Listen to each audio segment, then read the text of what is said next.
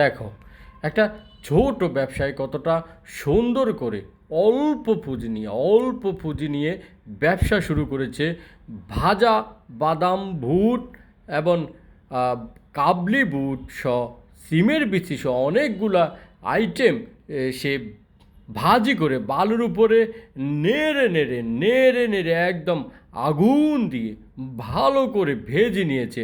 এগুলা খেতে অনেকটা সুস্বাদু।